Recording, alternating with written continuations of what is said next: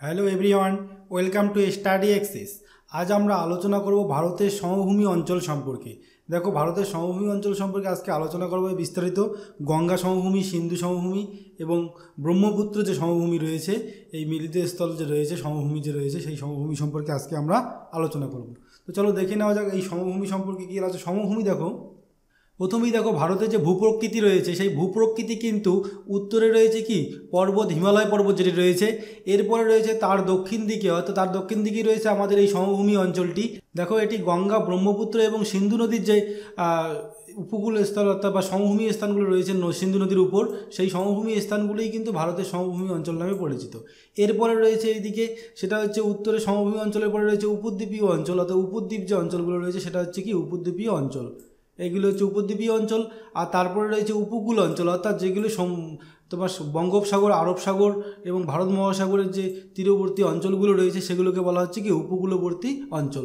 এছাড়া রয়েছে কিছু দ্বীপ আমাদের ভারতবর্ষে, সেই দ্বীপগুলোকে বলা হচ্ছে সেগুলো দ্বীপপুঞ্জ অঞ্চল। তো এই কয়েকটি ভাগে আমাদের যে ভূপ্রকৃতি সেটাকে ভাগ করা যায়। তার মধ্যে আজকে আমরা আলোচনা করব হচ্ছে ভারতের সমভূমি অঞ্চল। এই সমভূমি অঞ্চল সম্পর্কে আজকে আমরা আলোচনা করব। তো দেখো, এই সমভূমি অঞ্চল যে রয়েছে ভারতের, এটি কিন্তু পূর্ব থেকে পশ্চিমে, অর্থাৎ এই পূর্ব থেকে পশ্চিম পর্যন্ত টোটাল বিস্তার হচ্ছে 2400 কিমি বা 2400 কিমি। এই 2400 কিমি এই সমভূমি অঞ্চলটার বিস্তার কিন্তু আরও বেশি ছিল। কিছুটা অংশ পাকিস্তানে রয়েছে, তো সেটা আমরা বাদ দিয়ে দিয়েছি। তো এখানে রয়েছে মোট 2400 কিমি। আর এর আয়তন হচ্ছে 6,52,000 বর্গ কিমি। এই 6,52,000 বর্গ কিমি, এটাকে কিন্তু অ্যাভারেজ ধরা হয়, অর্থাৎ গড় ধরা হয় 7 লক্ষ বর্গ কিমি এর আয়তন। আর এর গড় উচ্চতা, মনে করে এটার গড় উচ্চতা হচ্ছে কোথাও একটু বেশি কোথাও একটু কম, এর গড় উচ্চতা হচ্ছে 200 মিটার। এরপরে দেখো, এই যে সমভূমিটা রয়েছে এটার কিন্তু বিস্তার এক এক জায়গায় এক এক রকম, অর্থাৎ প্রস্থর দিক দিয়ে এটার কিন্তু বিস্তার এক এক জায়গায় এক এক রকম। যেমন আসামে এর বিস্তার সবচেয়ে কম, সেটা হচ্ছে 90 থেকে 100 কিমি। আর সবচেয়ে বেশি হচ্ছে কিন্তু পাঞ্জাবে, যেটা 500 কিমি। এলাহাবাদের হচ্ছে 280 কিমি। তো এই পর্যন্তই। তো চলো এরপরে জেনে নেব এইখানকার যে ভূপ্রকৃতি রয়েছে বা ভূমিভাগটা যে রয়েছে, সেই ভূমিভাগটাকে কিন্তু আমরা কয়েকটি ভাগে বা কয়েকটি নামে চিনি। সেই নামগুলো কি দেখো, এই সমভূমি অঞ্চলের রয়েছে কিন্তু খাদার। সেই খাদার ভূভাগটাকে কিন্তু পাঞ্জাবে বলা হয় কি বেট। আর তরাই যে রয়েছে, এই ভূমিভাগই রয়েছে পশ্চিমবঙ্গে, বিশেষ করে তরাই রয়েছে, যে তরাইটাকে কিন্তু বলা হচ্ছে কি আর্দ্রভূমি। এই তরাই কথার অর্থ হচ্ছে আর্দ্রভূমি। আর একটা জিনিস এখান থেকে মনে রাখবো, এখানে কি ডুয়ার্সও রয়েছে আমাদের পশ্চিমবঙ্গে, সেই ডুয়ার্স অঞ্চলটাকে কিন্তু বলা হচ্ছে কি ডুয়ার্স কথার অর্থ কিন্তু হচ্ছে স্যাঁতস্যাঁতে ভূমিরূপ। এরপরে দেখো, এখানে অনেক ধরনের প্রাচীন পলিগঠিত অঞ্চল রয়েছে যেগুলো ক্ষয়প্রাপ্ত হয়ে ছোট ঘুটিং বা কঙ্কর সৃষ্টি করেছে এই সমভূমি অঞ্চলে। এরপরে আরও কিছু, যেমন রেহ, কলার, উষার, এগুলো কিন্তু এই সমভূমি অঞ্চলে দেখা যায়। তো কোন অঞ্চলগুলোকে রেহ, কলার বা উষার বলা হয়? সেটা হচ্ছে সমভূমি অঞ্চলে যে কৃষিকাজের জন্য ব্যাপক জলসেচের ফলে কী হয়, অনেক জায়গায় লবণাক্ত মাটির সৃষ্টি হয়। স্থানীয়ভাবে এই যে মাটিটা রয়েছে সেটাকে কিন্তু বলা হয় রেহ, কলার আর উষার। এটা বিশেষ করে পাঞ্জাবে বেশি লক্ষ্য করা যায়, কারণ হচ্ছে আমরা জানি কি পাঞ্জাবে সবচেয়ে শেষ কার্য বেশি হয় হচ্ছে পাঞ্জাবে, শতকরা বেশি পার্সেন্ট হচ্ছে শেষ কার্য হয় পাঞ্জাবে। আর উত্তরপ্রদেশে তো অত্যাধিক শেষ কার্য হয়। সেই অঞ্চলগুলোতে কী হয়, শেষ কার্যের ফলে আমাদেরকে জমির যে লবণাক্তের পরিমাণ কিন্তু বেড়ে যায়। এটা আমরা জানি যে শেষ কার্যের ফলে কিন্তু জমির লবণাক্তের পরিমাণ বেড়ে যায়। আর এই লবণাক্তের পরিমাণ বেড়ে যাওয়ার ফলে কি হয়, এখানে রেহ, কলার বা উষার দেখা দেয়, অর্থাৎ সেখানে যে লবণাক্ত ভূমিরূপ সৃষ্টি হয় সেটাই হচ্ছে রেহ, কলার বা উষার। এরপরে রয়েছে এখানে আরও একটা ভূমিরূপ রয়েছে, সেটা হচ্ছে ভুর। এই ভুর কি, ভুর হচ্ছে সমভূমি অঞ্চলের পশ্চিমে, অর্থাৎ গঙ্গার যে তীরবর্তী অঞ্চলটা রয়েছে সেখানে কিন্তু ছোট ছোট বালিয়াড়ি দেখা যায়, অর্থাৎ স্থায়ী বালিয়াড়ি যেগুলো রয়েছে এদেরকে কিন্তু বলা হয় ভুর। এরপরে এই যে উত্তরে সমভূমি অঞ্চল রয়েছে, আমাদের ভারতবর্ষের উত্তর দিকে যে সমভূমি অঞ্চলটা রয়েছে সেটাকে কিন্তু আমরা কোন কোন রাজ্যে দেখতে পাই, সেটা হচ্ছে রাজস্থান, পাঞ্জাব, হরিয়ানা, উত্তরপ্রদেশ, বিহার, পশ্চিমবঙ্গ এবং আসাম। এই কয়েকটি রাজ্যে কিন্তু বিস্তার লাভ করেছে এই সমভূমি অঞ্চলটা। আর তার জন্য কিন্তু এই কয়েকটি অঞ্চলে কিন্তু কৃষিকাজটা খুব ভালো হয়ে থাকে। এরপরে আমরা দেখে নেব যে এই যে সমভূমি অঞ্চলটা রয়েছে সেটা কিন্তু কয়েকটা নদীর উপর গড়ে উঠেছে। কোন কোন নদী? শতদ্র, যেটা হচ্ছে আমাদের সিন্ধু নদীর উপনদী, তারপরে হচ্ছে গঙ্গার উপনদী হচ্ছে যমুনা, তারপরে হচ্ছে এদিকে রয়েছে ব্রহ্মপুত্র, তারপরে এই গঙ্গার একটা শাখা নদী রয়েছে যে ভাগীরথী। সেই নদীগুলোর কিন্তু উপকূলবর্তী অঞ্চলগুলোই কিন্তু, সেই নদী উপত্যকা অঞ্চলগুলোই কিন্তু আমাদের এই সমভূমি অঞ্চল নামে বা উত্তরের সমভূমি অঞ্চল নামে কিন্তু পরিচিত। এখানে জেনে নেব যে খাদার কাকে বলে, ভাঙার কাকে বলে, তারপরে হচ্ছে তরাই কাকে বলে। তরাই অঞ্চল কোনটি? তরাই অঞ্চল হচ্ছে আমাদের যে নদী তীরবর্তী অঞ্চলগুলো রয়েছে তার পার্শ্ববর্তী যে একদম নবীন পলিগঠিত অঞ্চল, সেটা তো আমরা জানি খাদার বলা হয় তাকে। তার দূরবর্তী অঞ্চল যেটা প্রাচীন পলিগঠিত ভূমিরূপ রয়েছে সেটা কিন্তু ভাঙার বলা হয় সেটাকে। আর তারও উপরে রয়েছে আমাদের অত্যাধিক প্রাচীন পলিগঠিত যে অঞ্চল সেটাকে বলা হচ্ছে তরাই। আর এই যে তরাই অঞ্চল সেটা তো আমাদের পশ্চিমবঙ্গে রয়েছে এই তরাই। আর এই যে ভাঙার কি? ভাঙার হচ্ছে পর্বত যে রয়েছে, পর্বত, হিমালয় পর্বতটা আমাদের এই উত্তর দিকে রয়েছে, সেই হিমালয় পর্বতের পাদদেশীয় যে অঞ্চল রয়েছে সেই পাদদেশীয় অঞ্চলে কি হয়, এইখানে হিমালয় পর্বত থেকে নুড়ি, কাকর, বালি এগুলো কিন্তু এসে এই পাদদেশীয় অঞ্চলে জমা হয়। সেই অঞ্চলটাকে কিন্তু বলা হয় কি? ভাবর বলা হয়। এরপরে আমরা দেখে নেব এই যে আমাদের উত্তরে সমভূমি অঞ্চল রয়েছে এটাকে কিন্তু কয়েকটি ভাগে ভাগ করা যায়, চারটি প্রধান মূল চারটি ভাগে ভাগ করা যায়। একটা হচ্ছে রাজস্থানের সমভূমি অঞ্চল, যেটা এখানে দেওয়া নেই, এইখানে রয়েছে রাজস্থানের সমভূমি অঞ্চল। তারপরে রয়েছে এটা পাঞ্জাব হরিয়ানার যে সমভূমি অঞ্চল। তারপরে রয়েছে গঙ্গার সমভূমি অঞ্চল, যেটা রয়েছে উত্তরপ্রদেশ, বিহার, তারপর পশ্চিমবঙ্গ, এই অঞ্চলগুলোতে রয়েছে গঙ্গা সমভূমি অঞ্চল। এরপরে রয়েছে দেখো একদম আসামে যে অঞ্চলটা রয়েছে ব্রহ্মপুত্র নদীর উপর, সেটাকে বলা হচ্ছে ব্রহ্মপুত্র সমভূমি অঞ্চল। আর এই যে গঙ্গা সমভূমি অঞ্চলটা রয়েছে সেটাকে কয়েকটি ভাগে ভাগ করা যায়, তিনটা। সেটা হচ্ছে উচ্চ গাঙ্গেয় সমভূমি, আর মধ্য গাঙ্গেয় সমভূমি, আর একটা হচ্ছে নিম্ন গাঙ্গেয় সমভূমি। আর এই নিম্ন গাঙ্গেয় সমভূমিতে অনেক ধরনের ভূমিরূপ দেখা যায়, তরাই দেখা যায়, ডুয়ার্স, তারপরে হচ্ছে বরেন্দ্রভূমি, তারপরে হচ্ছে রাঢ় সমভূমি, তারপরে হচ্ছে উপদ্বীপ অঞ্চল, তারপরে হচ্ছে এই কয়েকটি অঞ্চলেই এখানে দেখা যায়। এখানে দেখো শ্রেণী বিভাগগুলো দেওয়া রয়েছে যে রাজস্থানের মরুভূমি অঞ্চল রয়েছে, সেখানে হচ্ছে রাজস্থান সমভূমি রয়েছে। এখানে কৃষিকার্য রাজস্থানের খুব সামান্য অংশই হয়, বেশিরভাগটাই মরুভূমি রয়েছে। আর ভারতের সমভূমি অঞ্চল যেটা আরাবল্লী পর্বতের পশ্চিম দিকটা রয়েছে সেটাকে বলা হচ্ছে রাজস্থান সমভূমি বা মরুভূমি, ভারতীয় মরুভূমি। আর সিন্ধু সমভূমি অঞ্চল তো রয়েছে পাঞ্জাব হরিয়ানায়। এরপরে রয়েছে কি? এরপরে রয়েছে একটা গঙ্গা সমভূমি অঞ্চল, যেটা একটু আগে বলা হলো। তারপরে হচ্ছে ব্রহ্মপুত্র সমভূমি। এরপরে আমরা জেনে নেব এখান থেকে যে রাজস্থান সমভূমি রয়েছে সেই রাজস্থান সমভূমি সম্পর্কে। এই রাজস্থান সমভূমি মূলত কি? পাঞ্জাব, হরিয়ানা আর গুজরাটের সামান্য একটা অংশ নিয়ে রয়েছে। আর এই যে রাজস্থান সমভূমি রয়েছে, এই রাজস্থান সমভূমিতে কি কি দেখা যায় ভূমিরূপ? সেখানে দেখা যায় বাগড়, রোহি, ক্ষুদ্র একটা মরু অঞ্চল দেখা যায় যেটাকে থালি বলা হয়। এরপরে রয়েছে হামাদা, তারপরে হচ্ছে মরুস্থলী। এই যে বাগড় রয়েছে সেই বাগড়টা কি? বাগড় হচ্ছে মরুভূমির পূর্ব দিকে যে আরাবল্লী পর্বত রয়েছে তার পাদদেশে কিন্তু আল্প বালিযুক্ত, অর্থাৎ এটা আল্প বলা হচ্ছে এখানে, এখানে অল্প বালিযুক্ত হবে, এটা অল্প বালিযুক্ত তৃণভূমিকেই কিন্তু বলা হচ্ছে বাগার বা বাগড়। এরপরে রয়েছে রোহি। রোহি কি? রোহি হচ্ছে আরাবল্লী পর্বতের পশ্চিম ঢাল থেকে বয়ে আসা ছোট ছোট যে নদী রয়েছে সেই নদীতে পলি সঞ্চিত হয়, সেই পলি আরাবল্লীর পশ্চিমাংশে যে প্লাবন ভূমি সৃষ্টি করে সেটাকে কিন্তু বলা হচ্ছে রোহি। এরপরে দেখো এখানে রয়েছে কি? ক্ষুদ্র মরু বা থালি অঞ্চল, যেটা ক্ষুদ্র মরু বা থালি অঞ্চল। এই ক্ষুদ্র মরু বা থালি অঞ্চল কোনটাকে বলা হচ্ছে? যে রোহি অঞ্চলের পশ্চিম দিকে, আরও পশ্চিম দিকে যে রয়েছে রোহি অঞ্চলটা, এই রোহি অঞ্চলটা আরও পশ্চিম দিকে যে অঞ্চলটা রয়েছে সেই পশ্চিম দিকের অঞ্চলে সংকীর্ণ বালিময় একটা সমভূমি রয়েছে, সেটাকেই বলা হচ্ছে ক্ষুদ্র মরু বা থালি অঞ্চল। দেখো এখানে রয়েছে সেই বাগার, তারপরে রয়েছে দেখো রোহি কোন দিকে রয়েছে? রোহিটা একদম দক্ষিণ পশ্চিম দিকে রয়েছে। এরপরে বাগারের একদম পশ্চিম দিকে রয়েছে কি? হামাদা, এটা পরে আলোচনা করব। এরপরে রয়েছে মরুস্থলী। এরপরে আমরা দেখে নেব হামাদা কি। হামাদা হচ্ছে ক্ষুদ্র মরু অঞ্চলের পশ্চিমে বালি ও পাথরের যে ঢাকা অঞ্চল রয়েছে তাকে কিন্তু হামাদা বলা হয়। তাহলে ক্ষুদ্র মরু অঞ্চলের পশ্চিমে বালি ও পাথরে ঢাকা অঞ্চলকে কি বলা হচ্ছে? হামাদা বলা হচ্ছে। এই যে হামাদা অঞ্চল রয়েছে এইখানে হচ্ছে ক্ষুদ্র বালি এবং পাথর সঞ্চিত রয়েছে। এরপরে রয়েছে মরুস্থলী অঞ্চল যে রয়েছে, ভারতের মরু অঞ্চলের সর্বপশ্চিম যে অঞ্চলটা রয়েছে, একদম মরু অঞ্চলটা যে রয়েছে সর্বপশ্চিম, একদম পাকিস্তানের পাশাপাশি যে অঞ্চলটা রয়েছে সেই অঞ্চলটাতে কী হয়?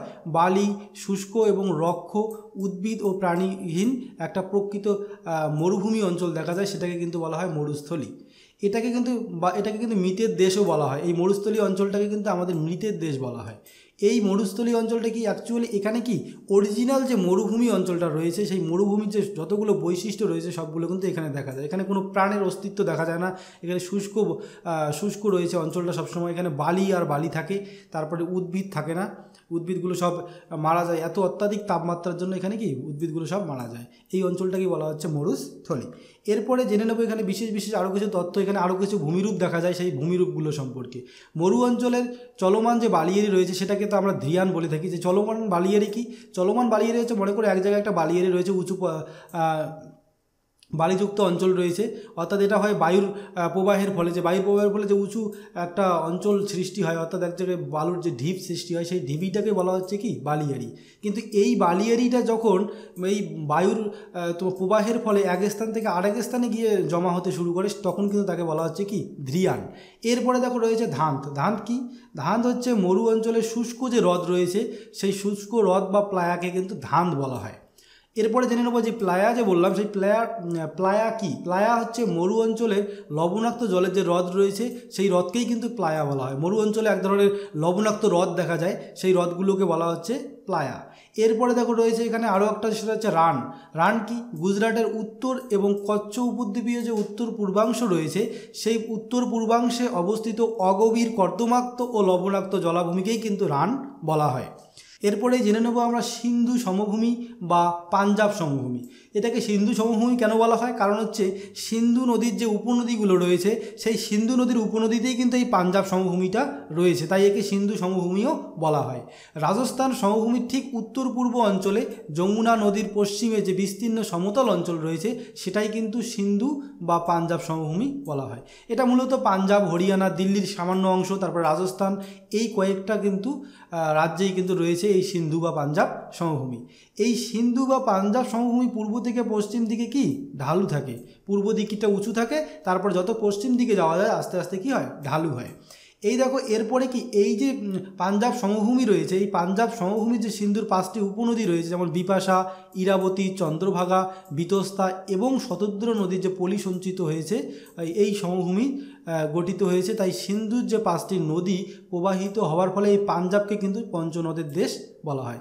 কারণ এই পাঞ্জাবে যে মূল যে ভূভাগটা রয়েছে, সেটা কিন্তু বিপাশা, ইরাবতী, চন্দ্রভাগা, বিতস্তা এবং শতদ্র, এই যে 5টা সিন্ধুর উপনদী রয়েছে, তাদের কিন্তু তোমার সমভূমি অঞ্চলটা, তাদের যে উপত্যকা অঞ্চলটা রয়েছে, সেই উপত্যকা অঞ্চলটার উপরেই কিন্তু এই পাঞ্জাব রাজ্যটা রয়েছে, তাই পাঞ্জাবকে কিন্তু পঞ্চনদের দেশ বলা হয়। এখানে প্রশ্ন আসতে পারে, পাঞ্জাবকে যে পঞ্চনদের দেশ বলা হয়, সেখানে কোন কোন নদী রয়েছে, বিপাশা, ইরাবতী, চন্দ্রভাগা, বিতস্তা এবং শতদ্র।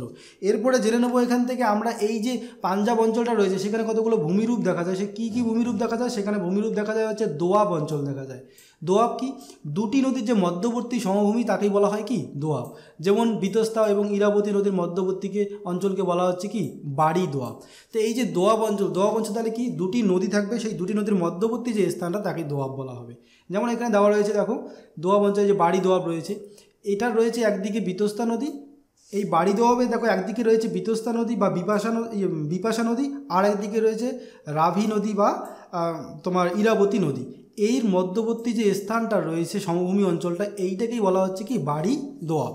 এরপরে দেখো রয়েছে চেনাব বা রাবি নদী যে রয়েছে, তার মধ্যবর্তী একটা অঞ্চল রয়েছে, এই চেনাব এদিকে রয়েছে আর এইদিকে রয়েছে রাবি নদী, তার মধ্যবর্তী অঞ্চলটাকে কি বলা হয়, রেচনা। এই যে রেচনা দোয়াব। এরপরে দেখো রয়েছে কি দোয়াব, এটা হচ্ছে সার্স দোয়াব। সার্স দোয়াব কোন অঞ্চলটাকে বলা হচ্ছে, সার্স দোয়াব হচ্ছে চেনাব নদী, এদিকে দেখো রয়েছে চেনাব নদী, আর একদিকে দেখো রয়েছে ঝিলাম নদী। এই চেনাব নদী আর ঝিলাম নদীর যে মধ্যবর্তী অঞ্চলটা রয়েছে, সেই অঞ্চলটাকে বলা হচ্ছে চার্স দোয়াব। এরপরে দেখো রয়েছে সর্বশেষ আর একটা দোয়াব অঞ্চল এখানে রয়েছে, সেটা হচ্ছে ঝিলাম, এদিকে রয়েছে ঝিলাম, তারপরে দেখো রয়েছে নিচে রয়েছে, এদিকে রয়েছে সিন্ধু নদী, তারপরে দেখো একদিকে রয়েছে চেনাব নদী। এই ঝিলাম, চেনাব এবং তোমার সিন্ধু নদীর যে মধ্যবর্তী অঞ্চলটা রয়েছে, যে সমভূমি অঞ্চলটা রয়েছে, সেটাকে বলা হচ্ছে কি সিন্ধু সাগর দোয়াব। এরপরে দেখো এই যে দোয়াব অঞ্চল সম্পর্কে আলোচনা হয়ে গেলে, এরপরে রয়েছে এখানে আরও একটা সমভূমি অঞ্চল, সেটাকে বলা হয় ধায়া। সেই ধায়া অঞ্চল কি প্রাচীন প্লাবন সমভূমিকে কিন্তু স্থানীয় ভাষায় বলা হয় কি ধায়া। অর্থাৎ যে আমাদের নদীর এই তীরবর্তী অঞ্চলে কি হয়, এক ধরনের নবীন পলিগঠিত অঞ্চল, যেটা একদম নদীর পার্শ্ববর্তী অঞ্চলগুলোতে থাকে, সেটা নবীন পলিগঠিত। এরপরে তার একটু দূরে, অর্থাৎ একটু দূরে যেটা আগে পলি জমা হয়, সেই পলিটা আস্তে আস্তে প্রাচীন পলি হয়ে থাকে, সেই প্রাচীন পলিটাকে কিন্তু বলা হচ্ছে কি ধায়া। এরপরে রয়েছে এখানে বেড রয়েছে, যে বেড রয়েছে কোথায়, এটা হচ্ছে নদীর গতিপথ পরিবর্তনের ফলে কি হয়েছে সৃষ্ট নতুন পলিগঠিত যে অঞ্চলটা রয়েছে, সেটাকে কিন্তু বলা হচ্ছে কি বেড। আরও এক ধরনের ভূমিরূপ রয়েছে, সেটা হচ্ছে খাস। উত্তরের যে ক্ষয়প্রাপ্ত অংশ খোস বা চোষ নামে কিন্তু পরিচিত। এই যে পাঞ্জাব সমভূমি অঞ্চল বা তোমার সিন্ধু সমভূমি অঞ্চল, তার যে উত্তরের ক্ষয়প্রাপ্ত অংশ তাকে খোস বা চোষ বলা হয়। এরপরে জেনে নেব আমরা গঙ্গা সমভূমি অঞ্চল, যেটি হচ্ছে পশ্চিমে যমুনা নদী রয়েছে থেকে পূর্ব দিকে রয়েছে একদম বাংলাদেশ সীমানা পর্যন্ত। সেই অঞ্চলটার মধ্যবর্তী যে অঞ্চলটা রয়েছে, যে পশ্চিমবঙ্গ, বিহার, উত্তরপ্রদেশ, এই যে অঞ্চলগুলো রয়েছে সেই অঞ্চলগুলোকেই কিন্তু বলা হচ্ছে গঙ্গা সমভূমি অঞ্চল। এর ঢাল কি পশ্চিম থেকে পূর্ব দিকে, ঢালগুলো একটু জেনে রাখা দরকার। এটার ঢাল কিন্তু পশ্চিম থেকে পূর্ব দিকে। পাঞ্জাব সমভূমি অঞ্চলের ঢাল কী ছিল? পূর্ব দিক থেকে পশ্চিম দিকে, আর এটার ঢাল হচ্ছে পশ্চিম দিক থেকে পূর্ব দিকে। আর দেখো এখানে কিছু ভূমি, এটা আরও কি 3 ভাগে ভাগ করা যায়। এর যে শ্রেণীবিভাগ রয়েছে গঙ্গা সমভূমি অঞ্চলে, সেটা একটা হচ্ছে উচ্চ গাঙ্গেয় সমভূমি অঞ্চল, আর একটা রয়েছে মধ্য গাঙ্গেয় সমভূমি অঞ্চল, আর একটা রয়েছে কি নিম্ন গাঙ্গেয় সমভূমি অঞ্চল। এরপরে দেখো উচ্চ গাঙ্গেয় যে সমভূমি অঞ্চল রয়েছে সেটা সম্পর্কে একটু জেনে নেই। উচ্চ গাঙ্গেয় সমভূমি অঞ্চল যমুনার যে বাম তীর থেকে এলাহাবাদ পর্যন্ত কিন্তু 630 কিমি পর্যন্ত কিন্তু বিস্তৃত। এই অঞ্চলটি মূলত উত্তরপ্রদেশের অন্তর্গত। এই অঞ্চলটা উত্তরপ্রদেশটা পুরোটাকে কভার করে রয়েছে। এইটি যে রয়েছে, এই নদীর বিভিন্ন উপনদী রয়েছে, এখানে বিভিন্ন উপনদীর গঙ্গার যে বিভিন্ন উপনদী রয়েছে সেই উপনদীগুলোর উপরে কিন্তু এই সমভূমি অঞ্চলটা গড়ে উঠেছে। কী কী উপনদী? যমুনা, রামগঙ্গা, সারদা, গোমতী, এই নদীগুলোর যে পলিগঠিত অঞ্চলগুলো রয়েছে সমভূমি অঞ্চলটা কিন্তু ওখানেই গড়ে উঠেছে। এরপরে দেখো এই যে গাঙ্গেয় সমভূমি অঞ্চলটা রয়েছে, এই গাঙ্গেয় সমভূমি অঞ্চলে কী কী ভূমিরূপ দেখা যায়? এক, দেখা যায় হিমালয়ের পাদদেশে মৃদু যে ঢালযুক্ত ঢালসম্পন্ন পলিগঠিত ভূমিরূপ রয়েছে সেটাকে বলা হচ্ছে ভাবর। এরপরে ভাবর অঞ্চলের দক্ষিণে যে স্যাঁতস্যাঁতে ভূমিরূপ রয়েছে তাকে বলা হচ্ছে তরাই। এরপরে নদী তীরবর্তী নবীন পলিগঠিত যে অঞ্চল রয়েছে একদম নদী তীরবর্তী, সেটাকে বলা হয় খাদার। এরপরে রয়েছে নদী তীরবর্তী প্রাচীন পলিগঠিত, তাকে বলা হচ্ছে বাগর বা ভাঙর। এরপরে রয়েছে ভুর। ভুর কি? ভুর হচ্ছে সমভূমির মাঝে মাঝে যে গড়ে ওঠা ছোট ছোট যে বালিয়ারি রয়েছে তাকে ভুর বলা হয়। এটা প্রথম দিকে আমি আলোচনার সঙ্গে সঙ্গে বলেছিলাম। এরপরে জেনে নেব আমরা মধ্য গাঙ্গেয় সমভূমি অঞ্চলটা। এটা কিন্তু একদম এলাহাবাদ থেকে পূর্ব বিহার অঞ্চল, বিহারের রাজমহল পর্যন্ত কিন্তু বিস্তৃত। এর বিস্তারও কিন্তু 650 কিমি। আর এরপরে দেখো এখানে কি রয়েছে, কী কী উপনদী রয়েছে সেই উপনদীগুলোর উপর গড়ে উঠেছে। সেটা হচ্ছে ঘাঘর, ঘরঘরা, গণ্ডক, তারপরে কোশি, তারপরে সোন। এই নদীগুলোর যে তীরবর্তী অঞ্চলগুলো সেটাই কিন্তু এই মধ্য গাঙ্গেয় সমভূমি অঞ্চল নামে পরিচিত। এটা মূলত বিহার অঞ্চলটাকেই কভার করে রয়েছে এবং উত্তরপ্রদেশের সামান্য অংশ এখানে রয়েছে এই মধ্য গাঙ্গেয় সমভূমি অঞ্চলে। এরপরে জেনে নেব একদম আমরা নিম্ন সমভূমি অঞ্চল বা নিম্ন গাঙ্গেয় সমভূমি অঞ্চল, যেটা পশ্চিমবঙ্গ এবং বাংলাদেশের মধ্যে বিস্তৃত। তো বাংলাদেশটা বাদ দিয়ে আমরা পশ্চিমবঙ্গ সম্পর্কে আলোচনা করব। সমগ্র অংশটাই কি গঙ্গার বদ্বীপ অঞ্চল, বদ্বীপ বলা হয় সমগ্র অংশটাকেই। আর এখানে কি রয়েছে, উত্তরবঙ্গে একটা সমভূমি অঞ্চল রয়েছে, আর রাঢ় সমভূমি অঞ্চল রয়েছে এবং বদ্বীপ সমভূমি অঞ্চল এখানে রয়েছে। তারপরে দেখো এখানে যাবে যে বদ্বীপ সমভূমি অঞ্চল যে রয়েছে এটাকে 3টি অংশে ভাগ করা যায়। সেটা কি? একটা হচ্ছে মৃতপ্রায় বদ্বীপ অঞ্চল, একটা হচ্ছে পরিণত বদ্বীপ অঞ্চল, একটা হচ্ছে সক্রিয় বদ্বীপ অঞ্চল। 3টা ভাগে ভাগ করা হয়। এরপরে দেখো এই যে নিম্ন গাঙ্গেয় সমভূমি অঞ্চল রয়েছে সেটা কোথায় রয়েছে? দেখো বিহারের যে কিষানগঞ্জ জেলা এবং সমগ্র পশ্চিমবঙ্গ অঞ্চল জুড়ে কিন্তু এই নিম্ন গাঙ্গেয় সমভূমি অঞ্চলটার বিস্তার রয়েছে। যেমন পুরুলিয়া, দার্জিলিংয়ের পার্বত্য অঞ্চল, এছাড়া পূর্ব দিকে রয়েছে তিস্তা, জলঢাকা, শঙ্কোষ নদী। এই নদীগুলোর যে প্রবাহিত হয়েছে সেই নদীগুলোর উপরিভাগটাকেই কিন্তু বলা হচ্ছে কি নিম্ন গাঙ্গেয় সমভূমি অঞ্চল। এখানে তরাই এবং ডুয়ার্স অঞ্চল দেখা যায়। এরপরে দেখো তরাই এবং ডুয়ার্স অঞ্চল যে বললাম, এই তরাই এবং ডুয়ার্স অঞ্চল কাকে বলে? তরাই অঞ্চল কি? তিস্তা নদী যে রয়েছে সেই তিস্তা নদীর সমভূমিকে, অর্থাৎ তিস্তা নদীর যে সমভূমি অঞ্চল রয়েছে সেই সমভূমি অঞ্চলকে যে ডান দিকটা রয়েছে তিস্তা নদীর, সেই তিস্তা নদীর ডান দিকটাকে বলা হচ্ছে তরাই, আর বাঁ দিকটাকে কি বলা হয়? ডুয়ার্স। এই তরাই এবং ডুয়ার্স অঞ্চল রয়েছে আমাদের এই দিকটা মোটামুটি আলিপুরদুয়ার এবং জলপাইগুড়ি যে অঞ্চলটা রয়েছে এবং দার্জিলিংয়ের কিছু অঞ্চল রয়েছে এখানে তরাই এবং ডুয়ার্স নামে খ্যাত। এখানকার ডান দিকের যে রয়েছে তিস্তা নদী এখানে বিস্তৃত রয়েছে, সেই তিস্তা নদীর ডান দিকের অঞ্চলটাকে বলা হচ্ছে তরাই, আর বাঁ দিকটা বলা হচ্ছে ডুয়ার্স। এরপরে রয়েছে দেখো বরেন্দ্র ভূমি, যেটা তরাই বা ডুয়ার্স অঞ্চলের দক্ষিণ থেকে গঙ্গা নদীর বাম তীর পর্যন্ত কিন্তু বিস্তৃত এই বরেন্দ্র ভূমি। একটু বরেন্দ্র ভূমিটা দেখে নেব। বরেন্দ্র ভূমি হচ্ছে এই অঞ্চলটা পুরোটাই হচ্ছে একটা বরেন্দ্র ভূমি। এটা এখানে দেখে নাও যে কোচবিহার যে জেলাটা রয়েছে সেই কোচবিহার অঞ্চলের যে সমভূমি অঞ্চলটা রয়েছে সেটাকে কিন্তু বলা হচ্ছে তাল। আর এই যে বরেন্দ্র ভূমি রয়েছে, বরেন্দ্র ভূমি মোটামুটি এটা হচ্ছে তোমার উত্তর দিনাজপুর, দক্ষিণ দিনাজপুরের যে অঞ্চলগুলো রয়েছে সেটাকে কিন্তু এখানে বরেন্দ্র ভূমি নামে আমরা চিনি। এরপরে মালদার কিছু অংশ রয়েছে। আর রাঢ় কি? রাঢ় হচ্ছে দ্বীপ ও মালদ্বীপ, দ্বীপ ও মালভূমি যে অঞ্চল রয়েছে, যেমন মুর্শিদাবাদ আর বাঁকুড়া এবং বর্ধমান এবং পশ্চিম মেদিনীপুর যে এই জেলাগুলো রয়েছে, সেই জেলাগুলোতে এই যে তোমার রাঢ় অঞ্চলটা কিন্তু বিস্তৃত, দ্বীপ এবং মালভূমি অঞ্চল। এরপরে রয়েছে আমাদের এই যে রাঢ় অঞ্চল এখানে দেখানো রয়েছে ম্যাপে। আর এখানে একটা অঞ্চল রয়েছে, সেটা দ্বীপ অঞ্চল। সেই দ্বীপ অঞ্চলটা রয়েছে কি সুন্দরবনের এই এরিয়াটাতে রয়েছে, দ্বীপ অঞ্চল সুন্দরবনের এরিয়াটাতে। এরপরে দেখে নেবো আমরা ব্রহ্মপুত্র যে সমভূমি রয়েছে, সেই ব্রহ্মপুত্র সমভূমি সম্পর্কে একটু জেনে নেব। উত্তরে যে সমভূমি অঞ্চল রয়েছে, সেই অঞ্চলের পূর্বাংশের নাম কিন্তু ব্রহ্মপুত্র সমভূমি। এই যে প্লাবন এটা একটা হচ্ছে কি প্লাবন সমভূমি, এটা আসাম রাজ্যের ব্রহ্মপুত্র উপত্যকায় কিন্তু গড়ে উঠেছে। এর ক্ষেত্রফল হচ্ছে 5,66,000 কিমি। আর উচ্চতা এর হচ্ছে 30 থেকে মোটামুটি 100 মিটার পর্যন্ত কিন্তু এর উচ্চতা। আর এর ঢাল কিন্তু উত্তর পূর্ব থেকে দক্ষিণ দিকে, এই ঢালগুলো একটু মানে উত্তর পূর্ব থেকে দক্ষিণ দিকে এবং পশ্চিম দিকে, দক্ষিণ পশ্চিম দিক যে রয়েছে, উত্তর পূর্ব থেকে দক্ষিণ পশ্চিম দিকে কিন্তু এর ঢাল বিস্তৃত। এর একটু প্রকৃতিটা একটু জেনে নেই। এর প্রকৃতি কীরকম? এই সমভূমি অঞ্চলটা অত্যন্ত বন্যাপ্রবণ হয়, তাই এটিকে কী বলা হয়? প্লাবন সমভূমি অঞ্চল। তাহলে এই যে ব্রহ্মপুত্র সমভূমি অঞ্চল রয়েছে, সেখানে প্রায় বন্যা হয় বলে, আসামে প্রায় বন্যা হয় এর জন্যই। আর এই অঞ্চলটা প্রায় বন্যা হয় বলে একে কী বলা হয়? প্লাবন সমভূমি অঞ্চল। এখানে কিছু নদী দ্বীপ রয়েছে। এই সমভূমি অঞ্চলে মূল যে নদী দ্বীপটা রয়েছে সেটা হচ্ছে মাজুলি দ্বীপ, এটি ভারতের বৃহত্তম একটি নদীদ্বীপ। আর এখানে কিছু ব্যবচ্ছিন্ন উচ্চভূমি রয়েছে। কী কী উচ্চভূমি? এই উচ্চভূমি হচ্ছে উপত্যকা কামাখ্যা উচ্চভূমি, এবার হচ্ছে নবগ্রাম উচ্চভূমি কিন্তু এখানে রয়েছে।